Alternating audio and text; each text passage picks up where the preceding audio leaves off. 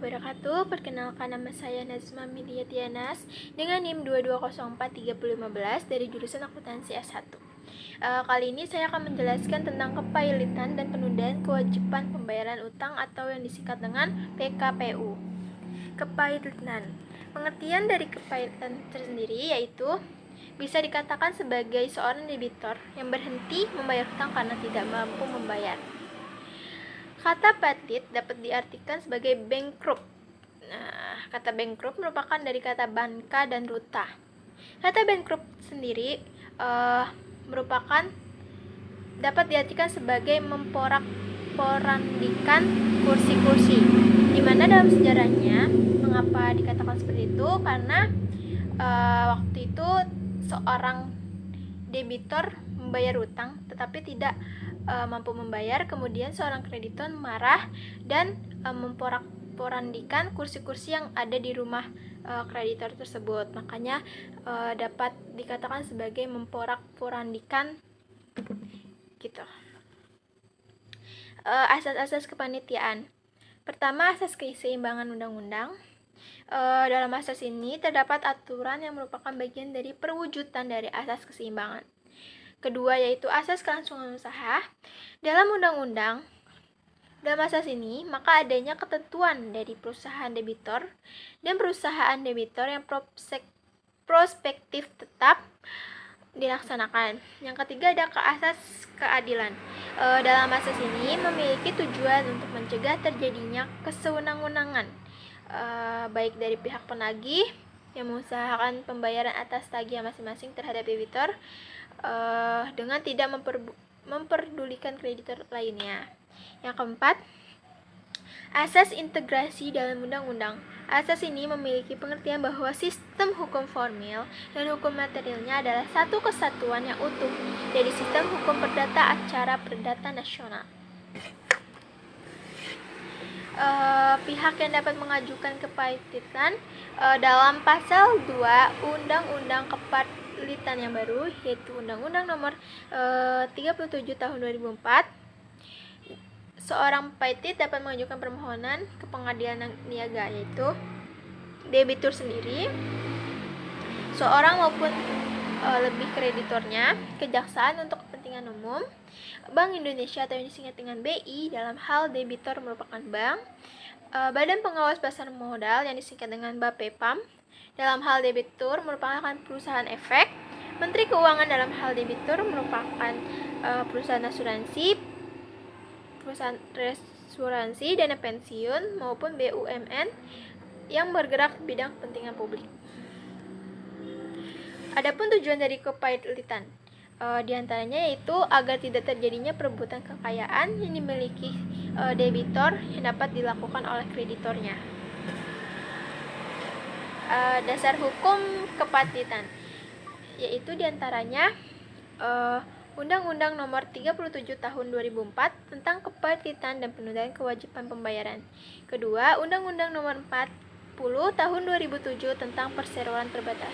Dan yang ketiga, Undang-Undang Nomor 4 Tahun 1996 tentang hak tanggungan, Undang-Undang Nomor 42 Tahun 1992 tentang jaminan fidusia dan sebagainya. Berdasarkan pasal 2 ayat 1 Undang-Undang Nomor 37 Tahun 2004, debitur dapat dinyatakan pailit oleh pengadilan jika yang pertama, debitur mempunyai 2 atau lebih kreditur. Yang kedua, tidak membayar lunas sedikitnya satu utang. Yang ketiga, utang tersebut telah jatuh tempo serta dapat ditagih oleh kreditornya. Adapun contoh dari pailit yaitu salah satu televisi Indonesia, lebih tepatnya yaitu Televisi Pendidikan Indonesia atau yang disingkat dengan TPI. Pada awalnya ia hanya mengudara selama 2 jam, yaitu jam 7 malam hingga jam 9 malam. Seiring jalannya waktu, TPI ini mulai memperpanjangkan jamnya selama 8 jam. Kondisi TPI ini mulai memburuk dan terjadilah utang sebanyak 1,634 triliun. Mbak Tutut sendiri pun kelimpungan harus membayar segitu banyaknya utang, sehingga ia membantu dibayarkan terhadap Henry Tusjo atau dengan HT. Ia merupakan seorang direktur Bimantara Citra Tbk yang sekarang diganti namanya menjadi Global Mediation Tbk. HT ini setuju dengan membayar 55 juta utang Mbak Tutut ini, tetapi ia meminta 75% saham TPI. Mbak Tutut pun setuju. Selama dipegang oleh Henry, setelah 6 tahun kondisi keuangan TPI juga masih belum membaik, sehingga Crown Capital ini mengabulkan pengadilan negeri ini mengabulkan permintaan Crown Capital atas tuduhan terjadinya paylit. Setelah itu para hukum-hukum tidak setuju dengan kasus tersebut, meskipun tidak berstatus paylit, tapi tetap saja TPI ini termasuk paylit, sehingga TPI ini mulai mengganti nama, merek, dan logonya menjadi MNC TV sekarang, yaitu membahas tentang pengertian PKPU atau penundaan kewajiban pembayaran utang.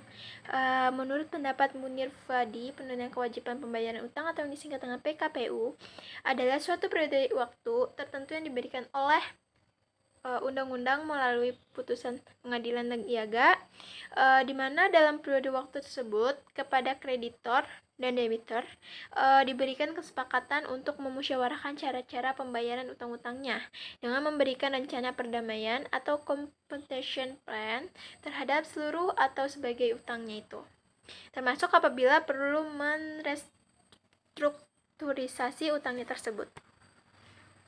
Adapun dasar hukum penundaan kewajiban pembayaran utang atau PKPU sebagaimana diatur dalam Undang-Undang No. 37 Tahun 2004, Pasal 222 Ayat 2 dikatakan, debitur yang tidak dapat atau memperkirakan dapat melanjutkan membayar utang-utangnya yang sudah jatuh waktu dan dapat ditagih, dapat memohon penundaan kewajiban pembayaran utang dengan maksud untuk mengajukan rencana perdamaian yang meliputi tawaran pembayaran sebagian atau seluruh utang kepada kreditor. Adapun pihak yang dapat mengajukan PKPU, yaitu debitor, kreditor, Bank Indonesia atau disingkat dengan BI, dalam hal debitor adalah bank. Adapun syarat pengajuan PKPU ini, yaitu tenggat pembayaran utang telah jatuh tempo. Yang kedua, debitor memiliki lebih dari satu kreditur, dan yang terakhir, kreditur tergolong sebagai kreditur konkuren. Kapan sih berakhirnya PKPU ini? Nah, di sini dijelaskan berakhirnya PKPU, yaitu diantaranya terdapat permintaan hakim pengawas. Dalam hal ini, salah satunya seperti debitur selama waktu PKPU adanya itikat buruk dalam melakukan terhadap hartanya, seperti debitur mencoba merugikan kreditornya. Yang kedua, terdapat permintaan satu atau lebih kreditor, dan yang ketiga atas prakarsa pengadilan niaga. Mungkin itu saja yang dapat saya jelaskan tentang kepahitlitan dan penundaan PKPU, atau yang lebih panjangnya yaitu penundaan kewajiban pembayaran utang. Sekian, terima kasih. Apabila ada kata-kata saya yang salah atau ucapan saya terbelit-belit, saya mohon maaf. Wassalamualaikum warahmatullahi wabarakatuh.